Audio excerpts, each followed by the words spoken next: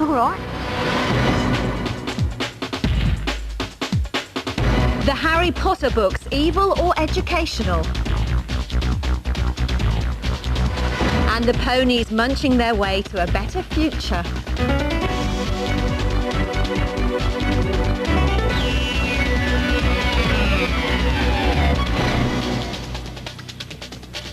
Hello, and first to the row brewing over Harry Potter. The hugely popular books about a young boy who finds out he's really a wizard have bewitched readers across the globe.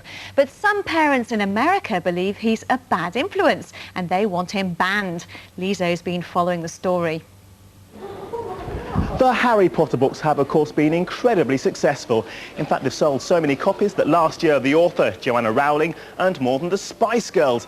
But despite the fact that they've topped bestseller lists all over the world, they have managed to run into a bit of trouble over in America. These children outside a bookshop in Washington have been queuing since dawn for a glimpse of their hero, or rather their hero's creator, Joanna Rowling. I've read the first one 10 times, the second one 4 times, and the third one 6 times. When she finally arrives, she's greeted like a pop star. And it's been just like this in cities across America, where she's met tens of thousands of readers who are Potter potty.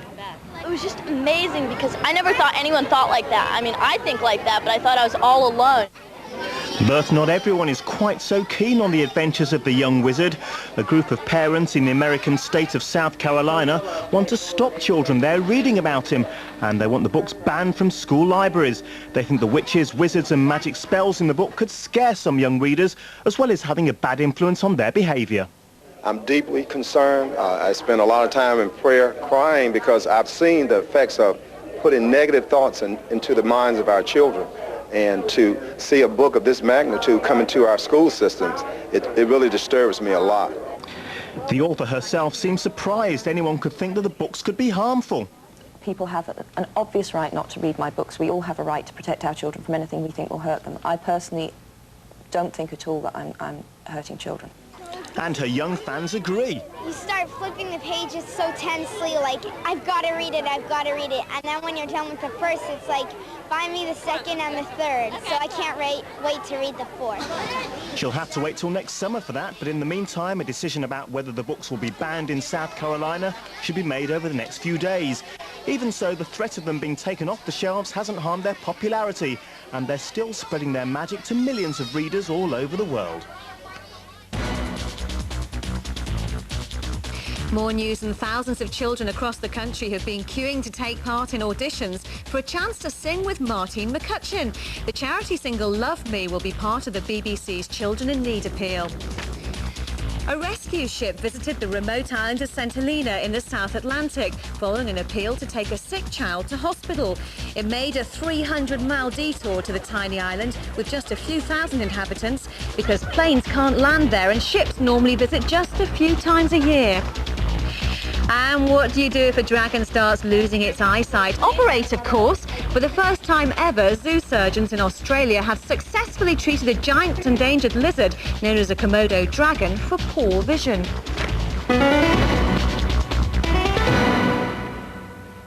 Now, imagine shirts that can make you sit up straight, socks that keep out the rain, or clothes which help soothe itchy skin. Well, stop right there. It's no fantasy. It's a new trend which is catching on in the fashion world. When it comes to fashion, designers have never been short of ideas, but they haven't always been very practical. Would you wear this? Well, some manufacturers are now cottoning on to the idea that clothes can have many uses.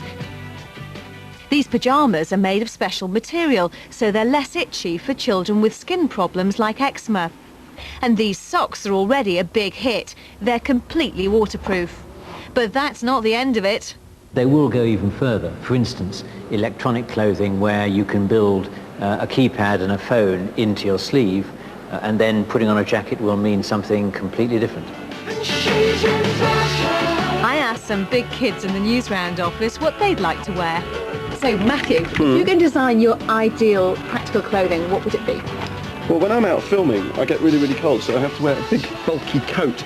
when you get back in the office it gets all hot and sweaty again, so I'd like a little temperature gauge on the arm so that I could get just about right.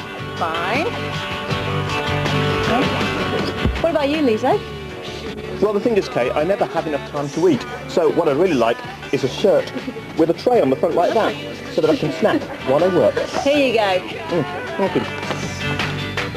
But don't worry if that's not your style, because there are still lots of designers who believe in making flashy clothes to bring a little glamour into our lives. And finally, one of the world's rarest ponies is protecting its own future by working to save other rare plants and animals. Exmoor ponies are being used to munch their way through wild weeds and coarse grass at several sites across the country, including Silverdale in Lancashire. Working 24 hours a day, the Exmoor pony is more efficient than any lawnmower and a conservationist's dream. They munch through thorns, thistles and tough grass, leaving behind plants that are food for the caterpillars, which will change into some of Britain's rarest butterflies. The ponies create perfect conditions to encourage these plants to grow, and they've got a very important role in the conservation of this rare butterfly in the future. Lily, come on! Animal lover Margaret McIntosh has helped secure the ponies' future by encouraging them to graze on moors like these. Once their numbers fell to just 50, but now there are about 1,000 of them worldwide. Come on, let's go. We've had great success really on the wetland site behind us here and in several other locations throughout Silverdale, and they became very popular, not just with the wardens but with the local people as well.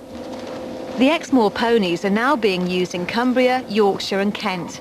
By helping to protect the plants, these four-legged weed killers are also protecting their future. And that's it for today. Join me again tomorrow live at 5. Until then, goodbye.